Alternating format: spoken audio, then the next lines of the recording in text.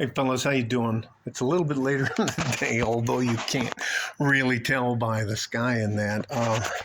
Just had a guy stop by from Amazon Prime, and he turned out to be one of the guys I knew back in when I first got here in 2016, and was looking for a home to keep practicing Brazilian Jiu-Jitsu, BJJ. Let me see if I can find a place to sit down. And I don't want to sit out here. The dryer's going, you know what, I'll move over here. So anyways, this young man, once he saw me, he was like, oh, hi, coach, how are you? And he wouldn't make a lot of eye contact or anything else. But I'm going to invited him in, gave him a bottle of water and electrolyte. Anyways, doesn't matter what it did. Just talked to him, said, hey, no hard feelings, everything's fine. How are you doing? Checking on him. He said he's working for Amazon Prime as a driver. So he has like what's called like a little sprinter van. And evidently he's doing pretty good for himself, but back when I first was with him, he was what we would call in jiu-jitsu, you smack hands like this, and then you bump, and then you try to smash each other. But you don't try to kill somebody that's in your own academy. And usually they're not called dojos or that. That's the Japanese in that. But the Brazilian thing, it's called an academy, Brazilian Jiu-Jitsu Academy. So anyways, I can't remember. And I used to travel between 10th Planet, a guy called Briggs Academy MMA, and Gracie Barra Jiu-Jitsu.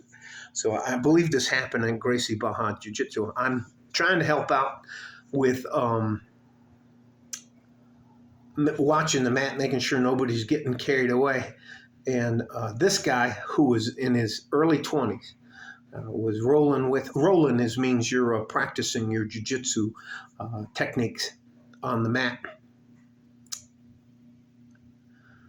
And he's with this little 15-year-old kid, and he must have outweighed the kid by at least 80 pounds. And he cross-faces him and breaks his lip, gave him a little bit of a cauliflower ear up on top, made his nose bleed. And the kid was almost in tears. So we called timeout, told him to take a 5-minute break, and I went in and talked to the professor. We don't call him a master. I that fucking shit doesn't make any sense. So let me just went in and spoke to the professor, told him what I had thought had happened. And each from the academies that I've been to, the jiu-jitsu academies I have been to, they have what's called a mat enforcer. And so he told me to go out there and tell him class is canceled, and he called that guy into the office. Anyways, in the meantime, a couple of the student helpers started closing the windows and stuff like that, and then everybody left except for the mat enforcer, myself, and the professor and this guy. And I went over and I locked the door. And the guy's eyes got about this big, right? We put him out on the mat. Usually a match is about 5 minutes long. And we let him know what it was like to feel like that. And then probably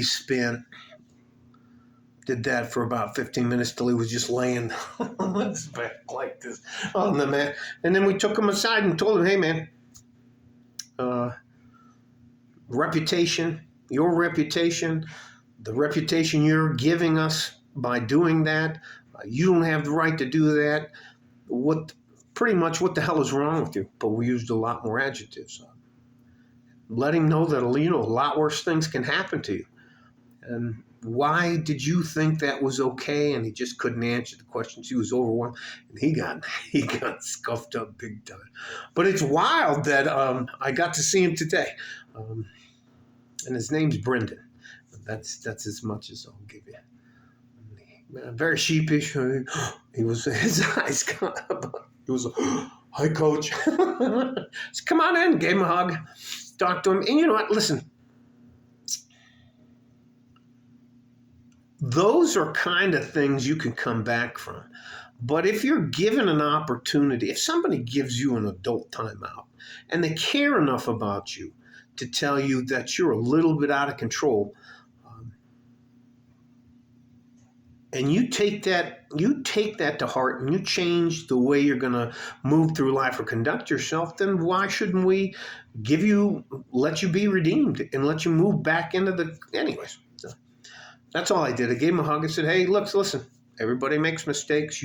Here it is. Yes, you deserve a second chance, and for some aspects you deserve a third and a fourth chance and the rest of that kind of stuff. But there are some things that there's no coming back from. If you're a chomo, if you don't know what a chomo is, that's a child molester. That's a bridge too far, homie. Anyways, let me just stop there. Love you guys. Take care of each other if you can. And if you can't, you have to take care of yourselves. You deserve a second chance or a third chance or a fourth chance. Life is not a sprint. It's a marathon. Love you guys. Gonna do what I can to help you, and I'm not gonna try to take anything from you. Like a fart in a G-string from West Texas, El Paso. I'm out of here. Yes, Brendan, you're on the right path. Bye-bye.